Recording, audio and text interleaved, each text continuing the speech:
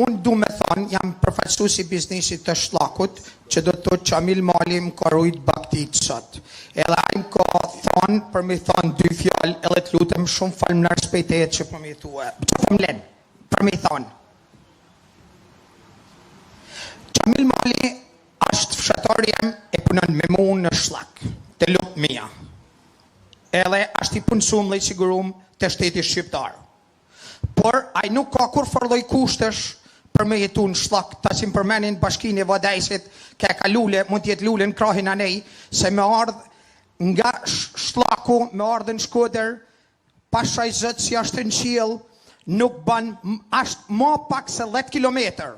Dërsa nga bashkia e Vadajs, për me dalë në shllak, ashtë 57 kilometër.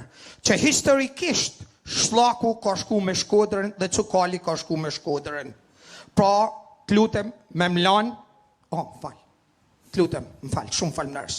Pra që historikisht ka shku me Shkodrën, në atje në shllak jena të prosekutum, jena, si, e di, mos ma kryt dorë zotit, bre, se më rrinë hotri, se ti e në qeveri, e ti e kënë dorë me ne plecu kushtet e me bëna i ba ma të mira ne.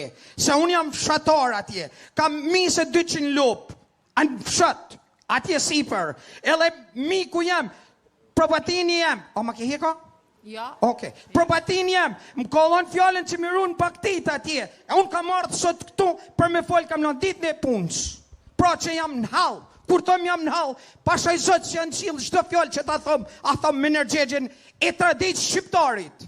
Për arsy se farmeri në shllak është i harru, mos me ra dur të tjetër atje, se pasha i zëtë që janë qilë, mu nuk kam të ramet syni si jam malcur, si ta dish. Faleminderit. Pra, unë nuk kërkoj, atë lutën marshat ligën, nuk kërkoj asi sen, vetëm rrugë, drita, ujë. Asi sen tjetër, të në tjera të djenë malë, na i ka falë zoti. Edhe dona me kalu me qytetin e Shkodrës, se të portë mi, kanë jetu me 1000 vjetë në shllak, edhe nuk e kanë ditë ka i vjenë Vadajsi. Faleminderit. Për arsye se janë marrë me Shkodrën, e nuk e di që kanë ba. Ty, po, me ty edhe me gëmfajzë tjetër. Ju rojtë zoti, po 100 vjeqe, nuk kam qa personalisht me ju, po shtaku është i harum. Teja, kjo me më taku në herë mu në shllak, që kam në shllakun, jam veti 5 me familje atje. Edhe me punëtorin tem, i ka lef mija për atë 3 mujve. E s'ka kur farloj kushtesh. Nuk ka drita, i kun dritat. Ashtë në halë. Burri poç. Ju falemderit. Ju falemderit. Më falë se jam i revoltum, se jam qytetari revoltum. Ju mirë kuptoj. Se jam në absolute i persekutum në Shqipnin tebe. Ju mirë kuptoj. Falemderit. A jam jeti shkrimtarit, se më tha jam burri. Do ja kalojmë zotërisë. Jo, të lutem, më falë. Jo, të lutem. Zotëria. Po. Dhe pastaj 2 zonja, zonja edhe jo në atje, po, ju lutem. Kush zonë? Atëherë përshëndetje të gjithëve, unë jam Bres Pietrani, në pozicion e administratorit një njësinë administrative të Deutschit. Me thonë drejten, mund për mjeni diçka keq. Tonë para folësit nuk për përmërënin shifra. Si kena kënë para 2014 me investime dhe si jena sot. Tunis nga 2014 adhon ishe një banor, një zonë rurale që me thonë drejten, ishe i fje pesimist, sepse ta në investime do përqendroshin qytet, çdo lloj shërbim, por dita muj të kalu, ishte e kundërt asaj që mendovon edhe shumica e njerëzve. Investimet ardhen të rrit, edhe pse pushteti lokal me pushtetin qendror ishin dam, pushteti lokal në atë kohë bën investime në zonën rurale, me kanalizime, me rruga, me ura, asa ishte e mundshme. Në sa 2 vitet e fundit, unë jam administrator, do flas pozicionin e administratorit. Me fondet që kena mlana, ose me taksat që kena mlana, nuk arrim të bëjmë as 30% asaj që kena arrit me ba në bashkëpunim me Bashkinë Shkodër. Kështu që mendoj që bashkimi i të njësive rreth qeverisë, rreth Bashkinë Shkodër ka dhënë rezultate pozitive.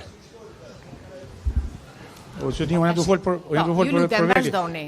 Investimet ndaj që kanë ardhë nga 2014 sot në rritje. Kush dënë me kap, marrin shifrat, flasin me shifra. Mas flasim, kena kështu, jena ma keq, jena ma mirë. Realiteti ashtë taj, shifrat flasin. Kush flet me shifra, flet me kam tokë. Nëse kena qef me folë, se na ka qefi, me mrojt interesat njenit, ka unë që jam politike, shishtu. Mu më interesën interesi i banorëve. Banorët e kanë marrë shërbimin si ma të mirët. Unë jam keni përkushtum normalisht, në bashkëpunim edhe me drejtoritë vendore, në bashkëpunim edhe me kryetarin, ju na gjet në çdo sekond, në rast emergjencë që ishin problemi për mytjeve, edhe në raste tjera, asnjë lloj shërbimi si gjë është mohu. Unë jam dakord me pozicionin aktual të reformës territoriale. Faleminderit. Po, ju lutem, mund ta kaloj mikrofonin? Ju lutem zonjës. Po. Faleminderit. Atëherë mirëmbrëma tonëve. Unë jam Irina Shala, jam anëtare e Këshillit Bashkiak në Shkodër. Faktikisht nuk kisha ardhur me atë idenë me fol, thash më shumë punë në gjoj, por s'po mundem me ndaj pa fol, tu kanë që jena edhe te financat. Negojova edhe për Vilipojen, edhe për shumë zona të tjera të qarkut Shkodër, dhe me thonë drejtën Shkodra është e rrethuar për zonave turistike.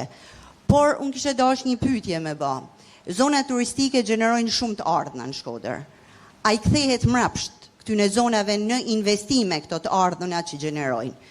Pra Vilipoja që bjen 40% të buxhetit të bashkisë Shkodër, a merr investime proporcionale me taksë që fiton?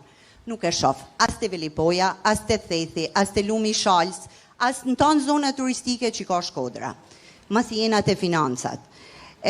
Faktikisht jena këtu atë centralizim, atë decentralizim.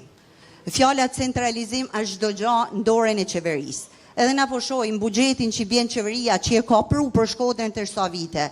E me thon drejtën, ka një buxhet që Shkodrën e ka lënë harres. Nuk mjafton kjo, po këto vite që unë kam qenë në Këshill Bashkiak na kena rrit taksat për qytetarë shkodran. Ku janë të shku këta taksa?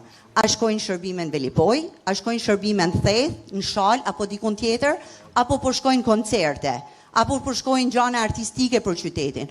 Unë nuk jam kundër koncerteve, por ama du që të ketë investime, du që rrethinat kenë ujë, du që shumë komunat të kenë ujësjallës, dhe në kjo se përmend ujësjallësin, duhet mos më harru që arrit shumë taksa ujësjallësit.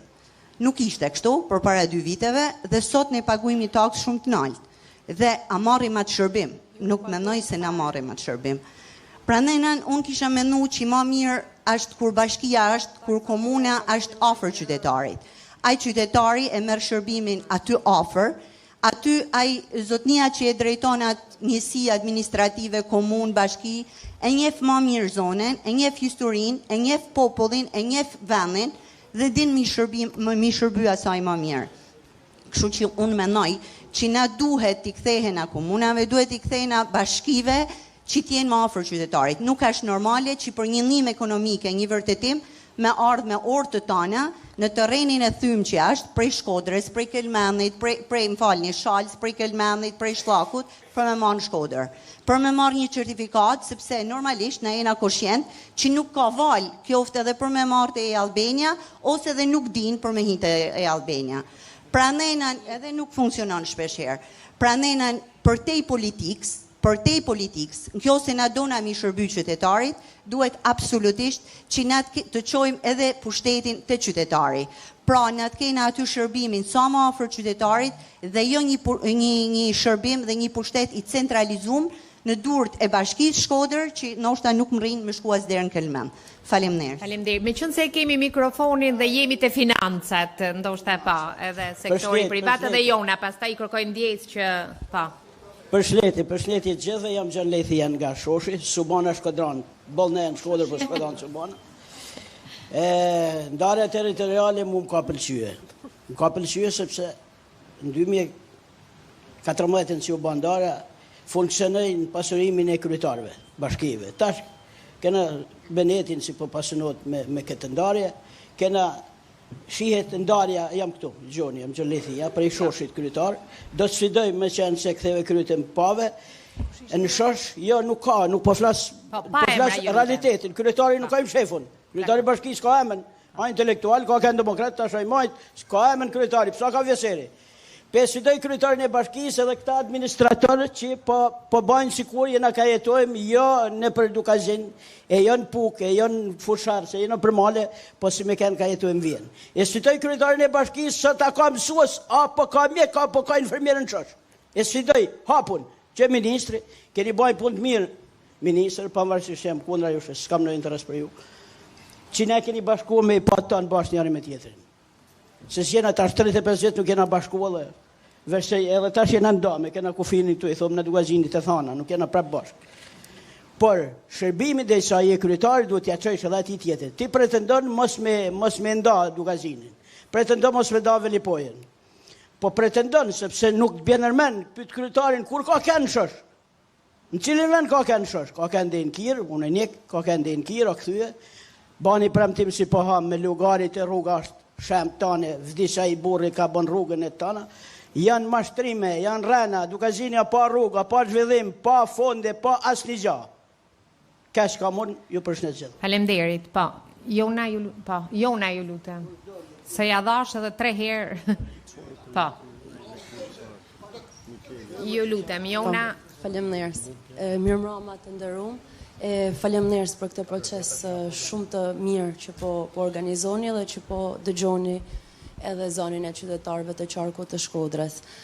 Unë sigurisht i mirë kuptoj të gjithë bashk qytetarët e qarkut të Shkodrës për dilemat që kanë, për nostalgjit që dëshirojnë me shprej, apo dhe për retorikat politike që me drejt dëshirojnë me bë, po unë i përkas një brezi relativisht më progresist që është i lumtur që sot po diskuton dhe po ka mundësin me kanë pjesë e një diskursi që do përcaktojnë si do funksionojnë shteti shqiptar në dekadat e ardhshme. Prandaj edhe ju përgëzoj për procesin shumë serioz që po organizoni. Po prezantohem, unë jam Jona Liçajza, jam antare e Këshillit Bashkiak tashmë në mandatin e dytë, gjithashtu dhe drejtoj sekretariatin teknik të programit të Bashkimit Ndërkufitar Shqipëri-Kosovë. Në të dyja rolet më takon me pa shumë sfidat që qeverisja lokale has. Në rastin konkret, do e lidhe dhe me eksperiencën personale, sfidat paka shumë i dim tonë, unë i shoh më shumë nga ana institucionale, por edhe si qytetare, do doja të ndalesha pak te suksesi i reformës territoriale të vitit 2015, jo për elogje, po më shumë për të lanë me kuptu nga si e lidhi unë pra me eksperiencën teme personale, është kjo që mendoj që një reformë territoriale që bashkon shumë territore, në rastin konkret, të ka mandatu detyrim, pra të ka detyru për të optimizu resurset dhe shërbimet. Dhe në këtë formë është kalu qytetari, individi, nga pjesëtar i një njësie klanore të vogël pa shumë relevant, apo me relevanca që luhaten për shkaqe politike, ka kalu në faktor. Dhe me faktor, unë këtë nënkuptoj pra, dhe ku do e lidhsha unë me procesin personal dhe ku do dal pastaj edhe te rekomandimi që kam me qenë se jena tek seksioni i financave, në mandatin e kaluar në Këshill Bashkiak, duke qenë se ka kanë kushte politike pak jo të zakonshme, me një forcë politike të vetme, përfaqësuese e gjithë territorit të Bashkisë Shkodër, dhe reforma atëherë ishte ende në fillimet e saj, në konsolidimin e saj, po thona në 2019 flasim, për ne ka një sfidë shumë e madhe si personale, po edhe ndërgjegje, sepse secilit prej nesh është dashur me ndërtu një lloj alter egojet të tipit që të ishim më përgjegjës për përfaqësimin që po i bashim qytetarëve. Dhe ne bëmë një eksperiment dhe këtu ju falenderoj shumë edhe ju Valbona personalisht edhe projektin që ju ndjekni, por edhe strukturat e agjencisë të mbështetjes të veçqeverisjes vendore, sepse ne eksperimentuam me buxhetimin me pjesëmarrje. Dhe këtu do doja të ndalesha.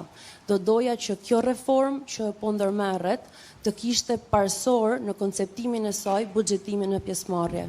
Sepse unë mendoj që mënyra vetme se si një qytetar instrumenti vetëm që një qytetar ka mu lidh me territorin ku ai jeton është buxhetimi me pjesëmarrje. Dhe kjo gjë të çon pastaj në planifikimin më të mirë të shërbimeve dhe në garën që duhet ne mes njëri tjetrit të kemi për të pas një reprezentim, një përfaqësim më të fortë dhe një zonë më të fortë në çdo grup ku ne bëjmë pjesë. Dhe për ta përmbyll, unë nuk e di se si do finalizohet kjo reformë, shpresoj shumë që të marrim parasysh atë që shumica e njerëzve dojnë, por në aspektin personal nuk do doja ose nuk do e mendoja kurrësi që të kthehej në një skemë ku të reduktoheshin hapësirat, pra ndarjet që tashmë janë në bashkime të vogla apo larg qoftë edhe në variantin e komunave, sepse nuk e shoh produktive për sa thosh më sipër që sigurisht thelbi i faktorit, pra njeriu nuk është më faktor, është pjesë e një klani, por më e rëndësishmja është që duke u ndani ecim pak edhe kundër frymës evropiane në të cilën ne synojmë me shku ku ja do t'i jap 1 minutë nga vetja ime jonë. Në duhet na bashkojnë dhe jo të na ndajmë. Dhe kjo është mendoj sfida jone vërtet. Faleminderit. Po, zotria, ju lutem mikrofonin zotris dhe pastaj Mikeli. Po, ju lutem. Mikrofonin zotris, Mikeli dhe po, ju lutem. Po. Jo përshëndes, jam një qytetar jam një qytetar i Shkodrës. Jo përshëndes. A mund të afroni mikrofonin, lutem. Jo përshëndes për misionin që keni marrë përsipër, por ka është një përgjegjësi shumë e madhe. Aty lexojmë Komisioni i Posaçëm Parlamentar për reformën administrative territoriale. Cilat janë indicjet që jeni krijuar dhe që e keni marrë përsipër këtë barë? Para 12 viteve është ba një reform 2014 administrative territoriale. Është ba një analizë, cilat kanë kënë objektivat e asaj reformet dhe a i ka realizu mas 12 vitesh objekcionet e pritshme që nuk ka funksionu në të reform që jena sot në 2026 që marrim një përgjegjësi shumë të madhe ligjore, ndoshta edhe kushtetuese, për me realizu një reform të tjetër. Kjo reformare, cilat janë objektivat e saj? Janë objektiva territoriale, objektiva elektorale, objektiva ekonomik, europian, cilat janë piketat që nuk kanë funksionu edhe që ne investohena për me realizu. Në këtë kontekst, kush është ai institucion që e ka ba analizën se si ka vajt 12 vjet reforma e 2014, cilat halka nuk kanë funksionu, që nuk kanë realizu pritshmëritë. Tjetra, kush është ai institucion që ka hartu për me realizu këtë projekt detyrat se çfarë duhet me realizu dhe me arrit reforma re institucionale edhe territoriale. Territorin, administrimin, ekonomin, ndamjen territoriale, nuk din kërkush, nërsa ju si institucion, nër halkat e para, ju duhet na kishit prezentu raportin se si ka reforma 2014-2026. E në përpothje me këtë, do të kishit nërku institucionin kushtetues për me hartu projekt detyren, një variant, 2 variante, 3 variante, dhe t'i bajshit një analizë prioriteteve edhe të mangësive të projektit të ri që mendohet për më hartu. Në këtë kontekst, në këtë troshitje të kësaj si përmarrjet shumë të madhe, ju si komision mund të cilëshit të idena me ne i prezentu edhe për me marrë mendim, si mendoni ju për këto që janë prezentu ku institucion që e ka këtë tagër, sepse në këtu një gjumej, 124 ankesa, 124 probleme. Kush, sa shqiptar janë do të napin mendime, po në nuk përfaqësojmë gjë. Na kena halkat, kena institucionet që ja kena delegu këtë drejt. Na po, na mund gjykojmë me projekte që na sjellin, personat e delegum. Mund bëjmë vërtje, mund bëjmë sugjerime. Okay. Nërsa ju duhet na servirshit ne këtu.